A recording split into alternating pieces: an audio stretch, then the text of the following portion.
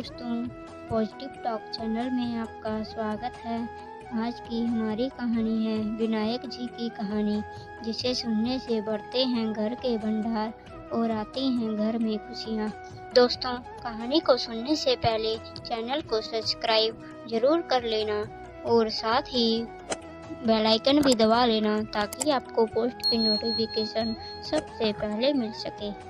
एक बार गणेश जी छोटे बालक के रूम में चिमटी में चावल और चम्मच में दूध लेकर निकले। वो हर किसी से कह रहे थे कि कोई मेरी खीर बना दो, कोई मेरी खीर बना दो। वहाँ पर एक बुढ़िया माई बैठी थी। उसने कहा, ला मैं बना देती हूँ। वह छोटा सा बर्तन चढ़ाने लगी तो गणेश जी ने कहा कि दादी माँ, छोटी सी भगोनी मत चढ़ाओ, तुम्हारे घर में जो सबसे बड़ा बर्तन है वही चढ़ाओ। बुढ़िया माई ने गणेश जी का मन रखने के लिए बड़ा बर्तन चढ़ा दिया। वह देखते रह गई कि वह जो थोड़े से चावल उस बड़े बर्तन में डाले थे वह पूरा भर गया है। गणेश जी ने कहा, दादी माँ, मैं नहा धोकर आता हूँ। जब खीर तैयार हो गई तो बुढ़िया माई के पोते पोती खीर खाने के लिए रोने लगे। बुढ़िया ने कहा, गणेश जी महाराज, तेरे भोग लगाना कहकर चूल्हे में थोड़ी सी खीर डाली और कटोरी भरकर बच्चों को दे दी। बुढ़िया की पड़ोसन ऊपर छत पर देख रही थी, तो बुढ़िया ने सोचा यह चुगली कर देगी, इसलिए एक कटोरा भर उसे भी पकड़ा दिया। की बहू ने भी चुपके से एक कटोरी खीर ले जाकर खाई और कटोरा चक्की के नीचे छुपा दिया। अभी भी गणेश जी नहाकर नहीं आए थे और बुढ़िया को भी भूख लग रही थी, तो वह भी एक कटोरी में खीर डालकर किवाड़ के पीछे बैठकर एक बार फिर कहा कि गणेश जी महाराज, आपको भोग लगे। यह कहकर खाना शुरू कर दिया। तभी गणेश जी आ गई। बुढ़िया माई ने कहा, आजा रे गणेश, खीर खा ले, मैं तो तेरा ही इंतजार कर रही थी। तब गणेश जी ने कहा, दादी माँ, मैंने तो खीर पहले ही खा ली। बुढ़िया माई ने कहा, कब खाई? गणेश जी ने कहा, जब तेरे पोते पोती ने खाई तब खाई थी, जब तेरी पड़ोसन ने खाई तब भी खाई थी, और जब तेरी बहू ने खाई तब भी खाई थी, और अब तूने खाई तो मेरा पेट पूरा ही भर गया।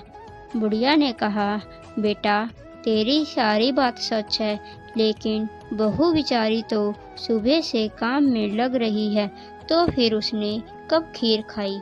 गणेश जी महाराज ने कहा, चक्की के नीचे देख, झूठा कटोरा पड़ा है।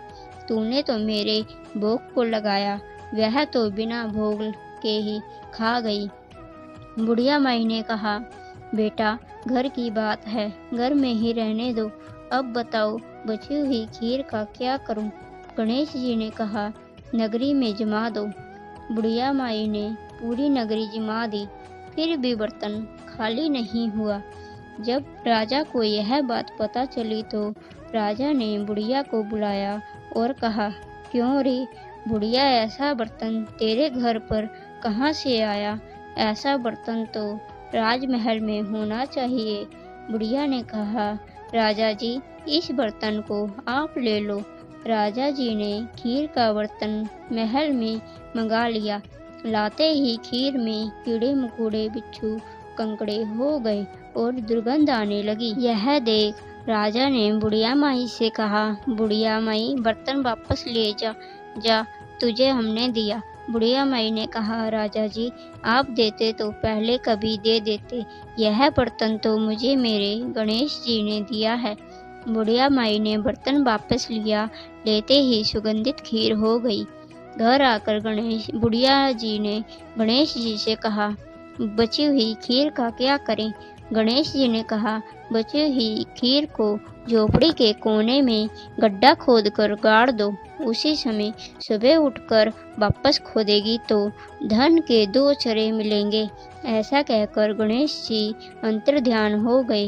जाते समय झोपड़ी के लात मारते हुए गए तो झोपड़ी की जगह महल हो गया। सुबह बहू ने फावड़ा लेकर पूरे घर को खोद दिया तो कुछ भी नहीं मिला। बहू ने कहा, सासू जी थारो गणेश तो झूठो है। सास ने कहा, बहू मारो गणेश झूठो तो नहीं, ला मैं देखूं। वह सुई लेकर खोजने लगी तो टन टन करते 2 धन के चरे निकल आई। बहू ने कहा, सासू जी गणेश जी तो साचो है। सास ने कहा, गणेश जी तो भावनाओं को भूखो है। गजानंद गणेश जी महाराज, जैसा आपने बुढ़िया को दिया वैसा सबको देना। विनायक जी की कहानी कहने वाले, हुंकार भरने वाले और आसपास के सभी सुनने वाले सबको देना। बोलो गणपति बप्पा मोरिया। गणेश। दोस्तों, कहानी अच्छी लगी हो तो कहानी को लाइक, शेयर और कमेंट करना और चैनल को सब्सक्राइब करना ना भूलना। मिलते हैं दोस्तों एक नई कहानी के साथ।